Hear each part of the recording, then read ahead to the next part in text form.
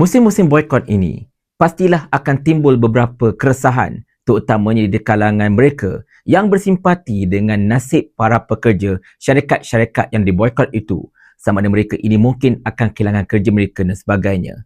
Video ini adalah bertujuan untuk memberikan pengetahuan dan juga pembelajaran kepada kita tentang adakah betul pekerja-pekerja ini boleh dibuang sesuka hati ataupun diberhentikan begitu sahaja hanya kerana sesebuah syarikat itu berhadapan dengan masalah dan sebagainya.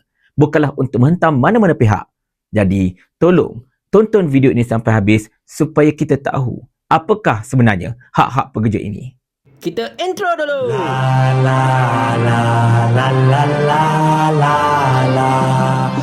Assalamualaikum warahmatullahi. Perhatian saya telah tertarik kepada satu video yang memaparkan seorang pekerja sebuah syarikat makanan segera iaitu McDonald's yang dipercayai merupakan seorang OKU di mana beliau mengatakan bahawa beliau berkemungkinan besar akan diberhentikan kerja sekiranya kalau boikot terhadap McDonald's berterusan dilakukan oleh rakyat Malaysia susulan daripada peristiwa yang berlaku dekat Palestin. Di mana benda ini bagi saya tuan-tuan dan puan-puan sekalian merupakan satu tindakan yang agak terdesak daripada pihak McDonald's menggunakan taktik meraih simpati dan juga untuk menanamkan rasa bersalah bagi kita rakyat Malaysia. Sekiranya kalau kita memboikot mereka, maka pekerja-pekerja seperti sahabat di belakang ini akan diberhentikan. Saya tidaklah mahu mengesahkan berapa ramaikah pekerja-pekerja OKU yang digajikan oleh McDonald's pada ketika ini. Walaupun mungkin saya boleh katakan tidaklah begitu ramai. Tetapi bagi saya, video-video seperti ini hanyalah merupakan satu teknik untuk meraih simpati kita dan juga untuk melarikan perasaan mereka yang ingin boikot agar rasa bersalah kerana memboikot McDonald's ke Starbucks ke dan sebagainya, sebab ini akan mengancam nasib para pekerja ini dan mungkin mereka akan susah untuk cari kerja di tempat lain sekiranya kalau mereka diberhentikan. Soalannya tuan-tuan dan puan-puan sekalian, adakah benar para pekerja ini boleh diberhentikan begitu saja sekiranya kalau syarikat-syarikat ini mengalami masalah ke ataupun mengalami kurang sales ke dan sebagainya? Jawapannya tidak. Syarikat-syarikat ini tidak boleh memberhentikan para pekerja mereka sesuka hati ataupun sewenang-wenangnya hanyalah kerana syarikat-syarikat ini mengalami masalah-masalah yang berkaitan. Di mana benda ini telah dijelaskan oleh Kementerian Sumber Manusia menerusi jawapan di dalam Parlimen bertarikh 23 hari November tahun 2017, di mana dengan jelas majikan-majikan ini tidak boleh memberhentikan pekerja mereka sewenang-wenangnya hanya kerana sesebuah syarikat itu mengalami masalah. Ini kerana para pekerja ini telah dilindungi oleh hak pekerja menerusi Akta 265. Di mana di bawah taktaq ini tuan-tuan dan sekalian, para pekerja dilindungi daripada tindakan para majikan yang tiba-tiba sahaja hendak membuat layoff besar-besaran ke dan sebagainya hanya kerana syarikat itu tidak lagi laku ke atau mengalami masalah kewangan dan sebagainya. Dan jikalau benar majikan itu ingin memberhentikan para pekerja ini, mereka hendaklah mengemukakan notis terlebih dahulu. Dia tak boleh 24 hours ke 2 minggu ke seminggu ke berhenti, tak boleh. Dia kena kemukakan notis yang lebih awal berdasarkan kepada tempoh perkhidmatan seseorang pekerja itu. Jikalau seseorang pekerja itu bekerja kurang dari 2 tahun, maka syarikat tersebut kena mengemukakan notis selama 4 minggu. Dan jikalau seseorang pekerja itu telah bekerja lebih dari 2 tahun tetapi kurang dari 5 tahun, maka notis 6 minggu perlu dikeluarkan. Dan sekiranya kalau pekerja tersebut bekerja lebih daripada tempoh 5 tahun dan ke atas, maka sesebuah syarikat itu kena mengemukakan notis selama 8 minggu.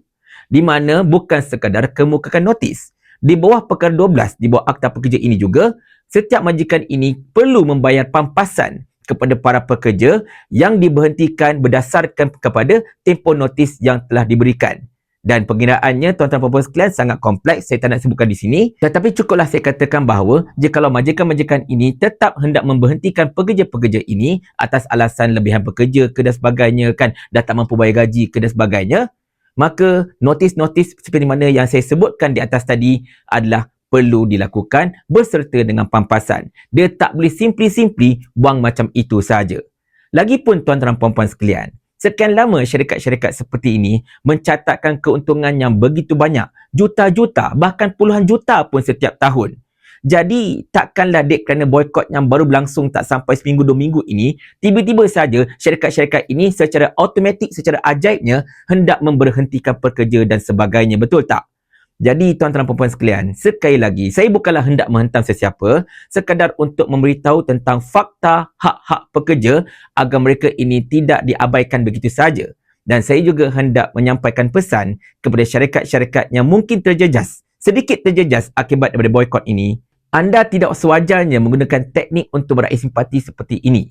Sekiranya kalau benar anda memang, orang kata apa, tidak mahu bersekongkol dengan induk anda, saya menyarankan bukan sekadar anda berikan bantuan ke ataupun anda just hias bangunan-bangunan premis anda dengan bendera Palestin ke sebagainya.